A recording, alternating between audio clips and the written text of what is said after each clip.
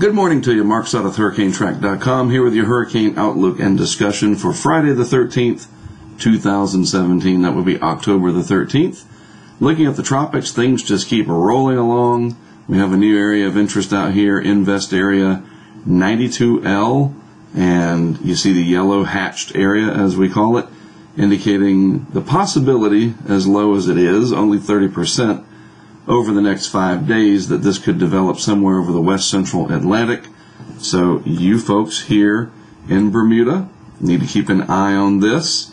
Remember, it doesn't take a hurricane to bring significant impacts to a region, and even if this does not develop fully, the potential for some inclement weather, squally conditions, possibly spreading somewhat close to the islands down here that were impacted by Irma and Jose and Maria, but more likely this whole mess moving off generally in this direction with the possibility of an interaction there with Bermuda with some direct impacts. We'll watch this closely. Not really bullish in the global models. The current phase of the Madden-Julian oscillation and just the general state of the atmosphere in the Atlantic Basin is not as conducive for development as we saw in September, thank goodness.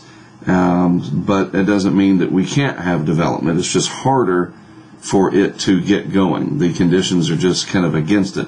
And of course, we have Hurricane Ophelia, 105 miles per hour as of the 5 a.m. advisory time. But I think this is going to come down pretty quickly, and I'll show you why in just a moment. It's beginning to lose its overall impressive look. And if we click on the tracking map, well, actually, I've got it pulled up here. You see, over the next several days, off to the east-northeast, maybe brushing the southeast Azores Islands, and then taking aim on the British Isles, specifically Ireland, and then up here towards Scotland by Tuesday, but in a much different manner than it is now. Right now, it's still over some very warm water, relatively speaking, certainly warmer than what's up here in the northeast part of the Atlantic Basin. And so it will lose its tropical characteristics. It'll lose that heat engine and the deep thunderstorm activity and the very, very heavy rainfall, and its warm core structure will collapse mostly, and it'll spread out and become a large wind machine. And it'll still have some rain and wind and storm surge and high waves and all that, but academically speaking, from a scientific perspective, it will transition into something different than what it is now, even though it has origins in the subtropics and was a hurricane at one point. You know, it still is, but once it gets up there, we will be referring to it as post-tropical as it leaves that environment that the latent heat resides in to give it all that energy. So looking at the satellite loop of it, and you can see, first of all, this is the area that we're interested in, 92L. There's Bermuda. Here are the northeast portions of the Lesser Antilles, and most of this activity should stay away from here, but we have to watch, and you can just see, just looking at the satellite picture, there are strong upper-level winds cutting across, and that's going to preclude development for now. But as it moves on up into this direction, as the National Hurricane Center alludes to, the possibility of additional organization is there, and so you folks in Bermuda and who are planning to go to Bermuda, just watch it closely, and we'll see what happens. Now, here's the satellite shot included in the wide shot here of Ophelia, and earlier it had a much more distinct eye, and now that eye has become covered over, losing a little bit of its organization. And you can see that here in the colorized infrared. You don't see the eye in the still shot, and if we animate this, it's even more evident that it has diminished, lately. And again, we don't have that. There are no deep reds, okay? Not even these really deep oranges, and certainly no grays. So the cloud tops are not particularly cold, indicating that it is a fairly shallow system in the atmosphere relative to what we saw down in the deep tropics with Irma and Harvey over near Texas. And by now, I think we know, generally what a very strong cyclone looks like, and this is not it. That being said, it's still packing a pretty good punch. Category 2 at the last advisory, probably going to drop to Category 1 over the course of the next day or so.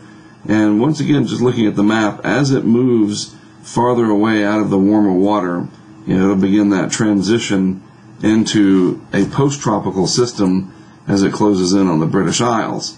Now, let's see, so I want to show you this is an experimental graphic, okay? This is new, and they'll look at the data as to whether or not this is a good idea to have out there. It's a new product, so they call it experimental.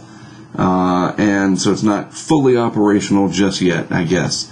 And what this shows is the earliest reasonable arrival time of tropical storm force winds along the path of Ophelia, and then potentially in a cone of where it could end up. Part of this is error probability of where the center may be, and your highest probabilities of having tropical storm force winds are going to be right down the middle here, as you can imagine, and the closer to the current time as well.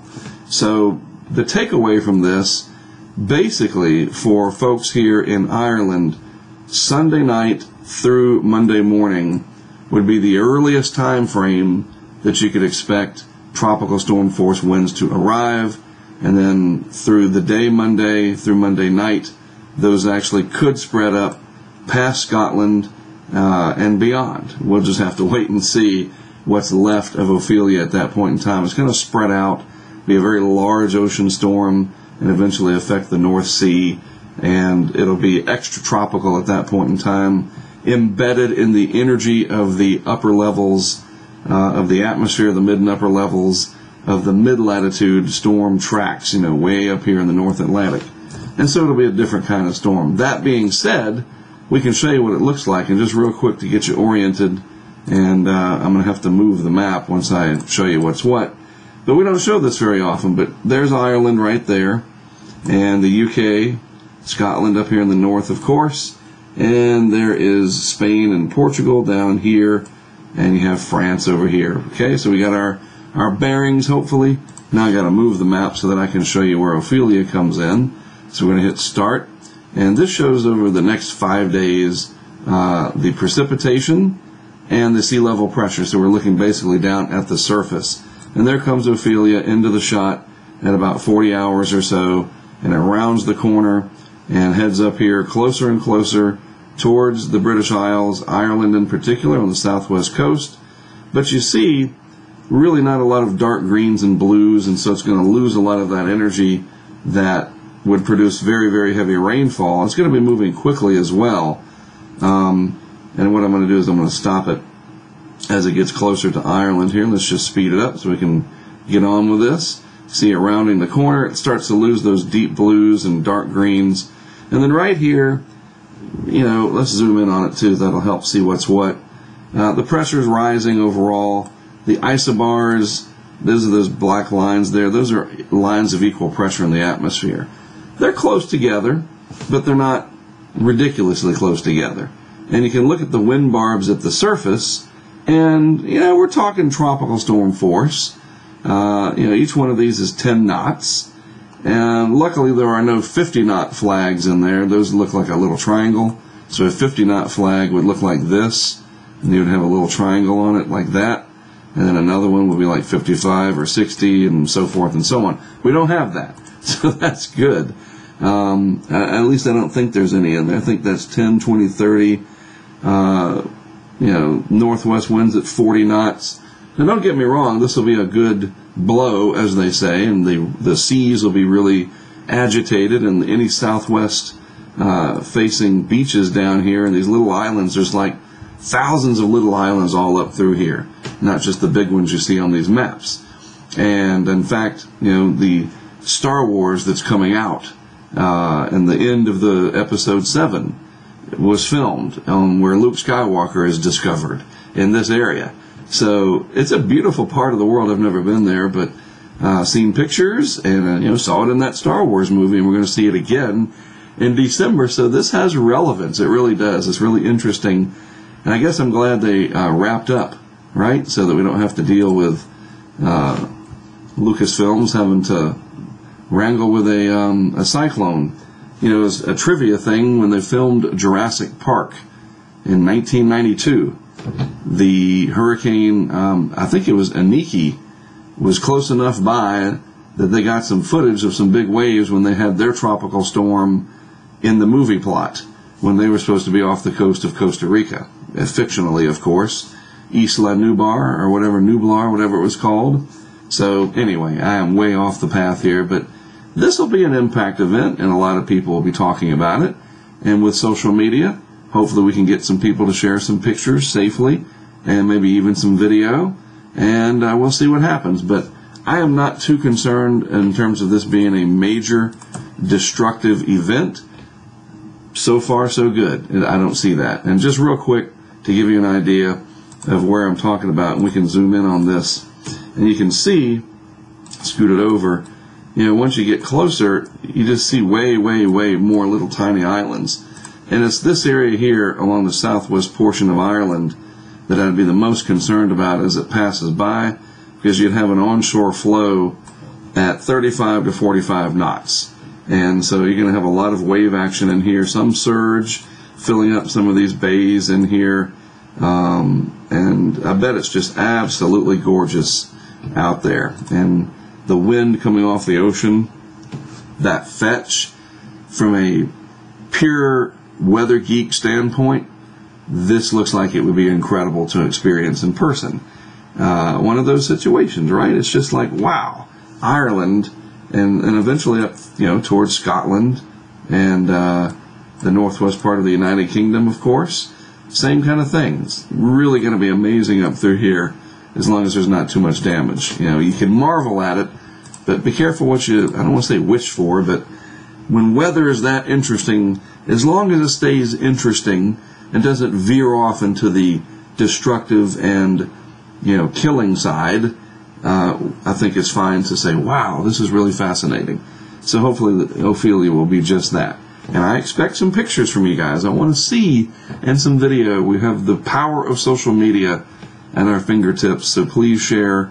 I am on Twitter at HurricaneTrack, and you can tag me there. You can leave comments in the YouTube here. And with our app, I can retweet some of this. I can even put some video into our YouTube, which also goes into our app, Hurricane Impact. And we're currently tracking, of course, Ophelia in that app. So anyway, that's about it. The Pacific's still quiet for now, which is good for the most part. And we'll watch Ophelia and 92L and see what happens. That is it for me for today. Have a great rest of your Friday the 13th and all that implies. I am Mark Sudduth for HurricaneTrack.com. I'll have another video discussion for you starting tomorrow morning.